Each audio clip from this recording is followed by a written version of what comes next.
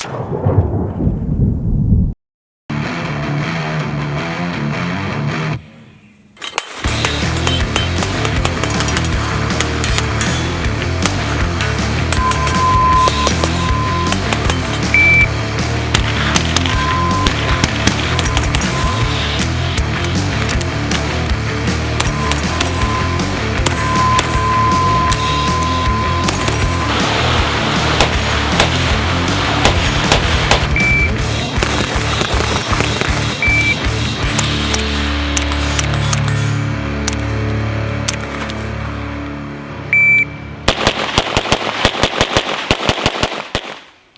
everybody, Aaron Cowan, Sage Dynamics, and this is the CZ Scorpion EVO 3 S1. I've been working my way through the PCCs that are available in an attempt to find the gold standard, the PCC to one PCC to rule them all, if you will.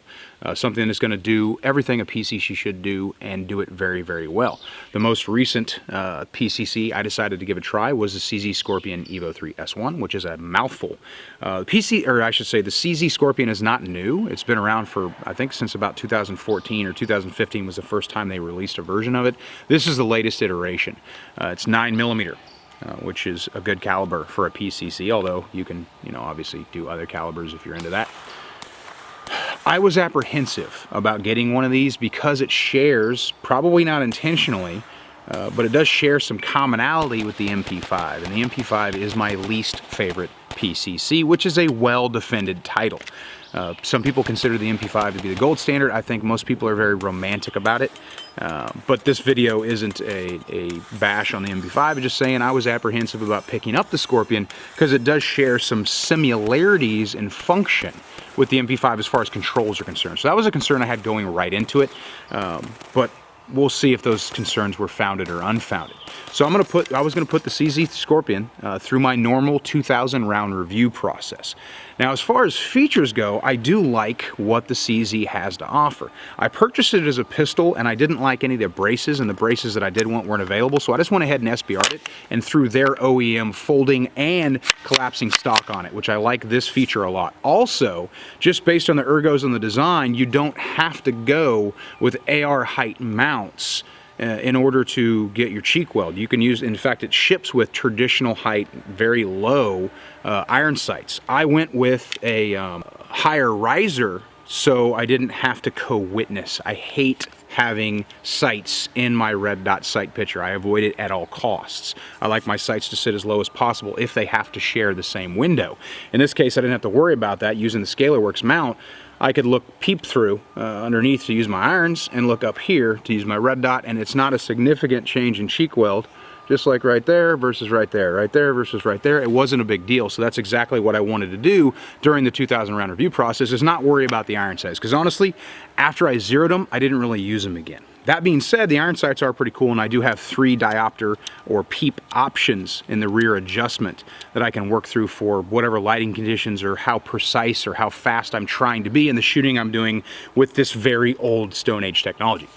Other features, pretty much the entire furniture of the gun is fiber reinforced polymer. Which did give me a little concern when it comes to heat, but again, I'm shooting the 9mm cartridge, so it's not going to run as hot, comparably, same round count as something like a 223 or 5.56 300 blackout, something more rifle specific. Even some of the hotter handgun rounds would concern me a little bit. It's got a reversible charging handle, non-reciprocating charging handle, which I definitely appreciate because my hand is going to be hanging out in that neighborhood, right up in here, something I want to worry about. It defaults to a Picatinny rail system, which I absolutely hate. We'll get into that. But I've got 6 o'clock, I've got 3 o'clock, 9 o'clock, and of course limited 12 o'clock in comparison to how much rail I got down here. Comes with a hand stop, which is probably something very good to have on these shorter guns, just so you don't slip your paw out there and get bit.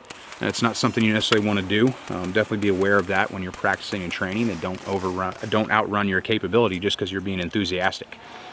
The magazine release is very easily manipulated by the index finger, but I found myself doing a press and strip with the support side hand during the review process. The safety selector, that was my biggest concern with as far as features go, because it shares a lot of the same aggravations that I shared when I had to use an MP5. That's what I thought I was going to get, was the MP5 behavior. If you're not familiar with the MP5 selector, and again, not a comparison, but just bringing this up for why I was concerned with this, the MP5 selector is notoriously hard to be specific with while using a traditional thumb activation. So on the MP5, it was unsafe, and you're like, hey, I want to go to semi, and the selector would be, oh, you mean full auto?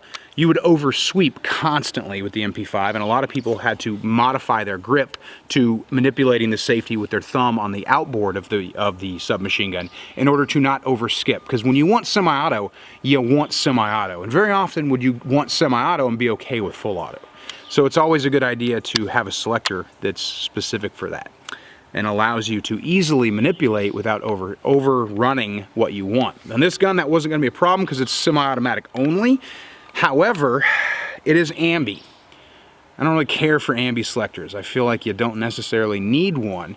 That's just my opinion based on my philosophy on how I shoot. Even when I'm shooting the rifle left-handed, it's very easy to manipulate the selector. So my feeling has always been, put the selector on the side you need it on for your dominant hand. So if you're right-handed, you put it on the left side of the gun. If you're left-handed, you put it on the right side of the gun, and then you just deal with it. Because these ambi selectors, one thing that you run into with them is, now that I sweep it down, it's interacting with the finger I need to pull the trigger, which compromises my grip slightly, which I don't care for. Also, ambi selectors have this nasty habit, some of them, of interacting with the gear you're wearing, and that can sweep the gun onto fire, which you wouldn't necessarily want, which is not something I had happen during the review process, but it's still on the table. I've had it happen with ARs. Of course, ARs don't have the shelf that this one has as far as protection goes, and I'm sure that's not, well, it might be an intentional design. It's definitely got this forward shelf right here, which makes me think somebody thought about it, which I do appreciate. But all things being equal, I wouldn't really personally need an ambi selector on this, so as soon as the review process is over, in fact, after I get finished filming this video, that's one of the parts that's getting changed out. I'm going to go ahead and swap it for a non-ambi selector because I don't need the ambi selector, but you can work with it using alternate trigger methods, the thumb sweep, or just shelving your hand down just a little bit so it clears it and you're still able to get in there and get the trigger like you want to. Collapsing stock and folding stock is a super cool feature. You can fire it folded. It is blowback operated, so it is a little awkward to shoot as a handgun, if you will, that particular type of shooting, but it's something you can do. It stores very easily and the stock deploys very quickly. You can leave it set at the telescoping position you want. As far as the sling goes, it kind of defaults to a single point. Even though I've got another hard point up here, you'll notice it's like midway on the gun, which is going to make for your body fitting this sling manipulation in this section that I can actually spread my thumb and finger out and touch. So that's going to make for kind of an awkward positioning for the rifle if you're going to use a 2-point sling. I'd much rather my second point be out here, which is something I could do if I didn't have such a stock rail. But we'll get into that. Overall, that's kind of all the features. Another big part to talk about is the bolt release is huge, which I do appreciate. I like a very big bolt release because that's a very important button because of the implication. As you know with my reviews, the very first thing I do once I get a firearm zeroed is the 500 round burn down. I'm going to put 500 rounds through the firearm as quickly as possible. In this case, I was using, it came with two 20 round CZ mags, and I also purchased a bunch of aftermarket Manticore mag 32 rounds, which is a pretty good magazine, even though the video is not about this. I did like that magazine throughout the review process. As far as ammunition goes, I shot 115, 124, 147, and 124 plus P duty ammunition. So what I'm checking out during the review process as far as the burn down goes is an accelerated rate of fire going to cause any issues that you wouldn't otherwise notice if you didn't shoot that much ammo. And this is borderline unrealistic rate of fire. It's 500 rounds, usually, especially on high capacity magazines, or I should say standard capacity magazines of 30 rounds or more. It generally takes me 3 to 4 minutes to get through that 500 rounds. So here's your burn down.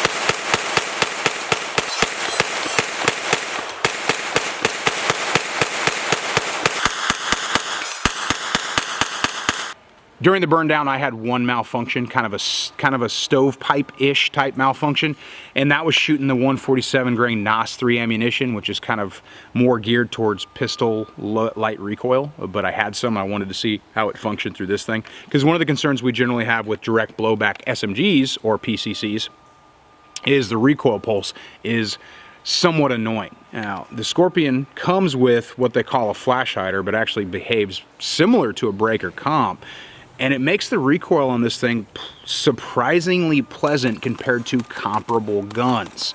If you've been following the channel for a while, you know I've done a lot of PCC reviews in the past probably about a year, and most of them were direct blowback guns, which is a very common operating system for a PCC. Very rarely do you see a gun that gets away from that.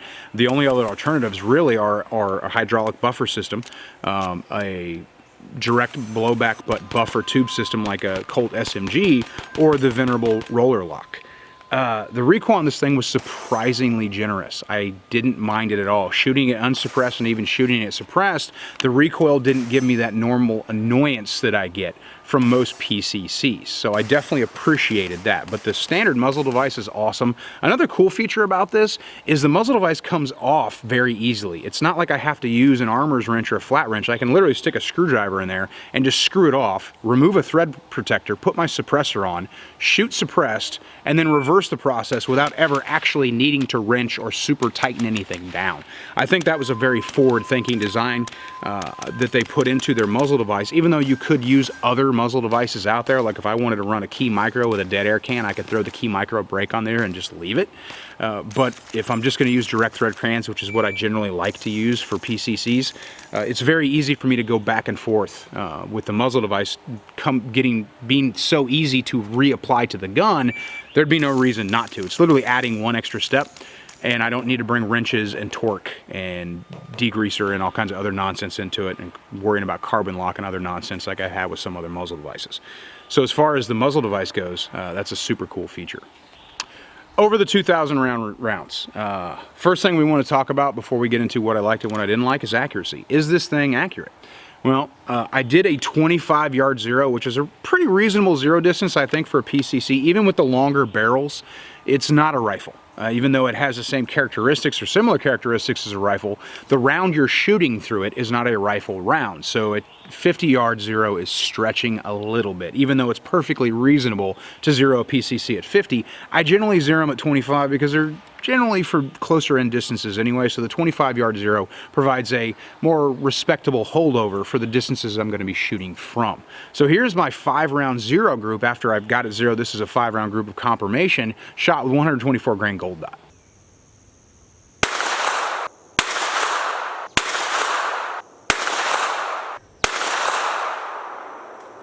And just to see how it handles stretching the legs a little bit more, here's another 5-round group on the 25-yard zero. No holdover, just holding the reticle on center of target just to see what kind of grouping we get.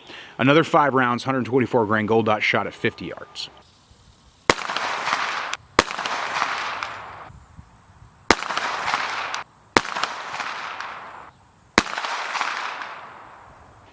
Very happy with the accuracy, especially based on barrel length and other features that I'm getting out of this thing. It's a very capable platform as far as accuracy is concerned. I hate the rail. That's the first thing I'm going to replace. Literally, as soon as this video is done and I get home, this rail is coming off and HB Industries rail is going on. I hate the safety selector and I hate the trigger. The safety selector, I think it's pretty obvious. I kind of already talked about why I just despise this thing, and I'm going to change it out as well. The trigger, I hate the trigger, but I can't quantify exactly why. It's like the trigger is trying to be, I don't know, a 3-stage trigger. It's heavy, it's ungainly, it just feels unfinished. It feels like someone started designing a really good trigger and went to lunch and forgot about it and came back and was like, oh, it's good enough, and they threw it in the gun. So yeah, hate the trigger. I don't particularly care for the magazine release. I really hate where they put the sling mounts, and I hate that they default to me needing to use some kind of cord instead of using a quick detach like the rest of the free world. And I also hate the fact that they just imagine that this would be okay, that it's cool to put the two hard points that close together and you'll just deal with it. I hate the fact that I have to use an HK style hook on a piece of 550 cord in order to make the sling work, because the HK hook won't fit through the space they gave me on the hard point. It's ambi, that's cool, so I've got 4 opportunities to be upset about the sling. With the magazine release, I've got 2 different ways to be upset about the magazine release. Even though the magazine release works, and it worked every time I hit it, I still just don't like it. I don't know why, and it probably has to be from deep-seated trauma of using a similar magazine release on the MP5. This is like just flashbacks, and that's all this gun is doing for me. Even though the gun is not trying to be an MP5, and I'm not comparing it to the MP5, my brain keeps reminding me about how much I hate the MP5 every time I pick this thing up. Even though, like I said, it's not trying to be an MP5, but there's only so many ways to execute the design of a submachine gun without some crossing over taking place. So yeah, I pretty much hate the whole gun, and that's why I love it, because it does everything I was worried about well, instead of what I was used to. Even though I am going to replace the rail and I am going to change out the trigger, and if they don't make a single side selector for this, I'm going to Dremel this side off.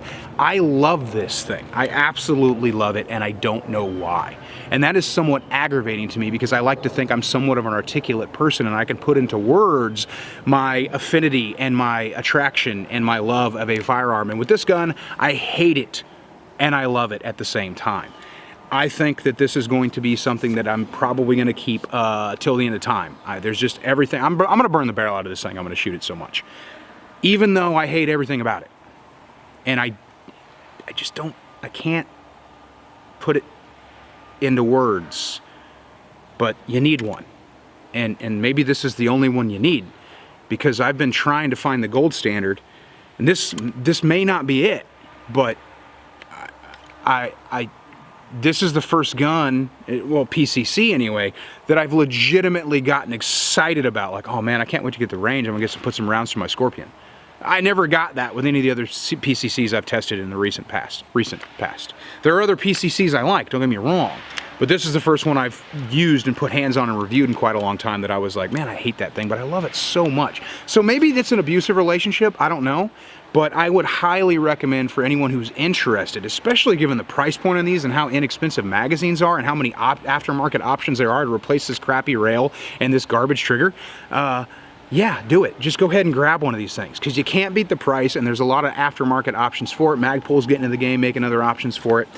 So I would highly recommend that you pursue this as your PCC.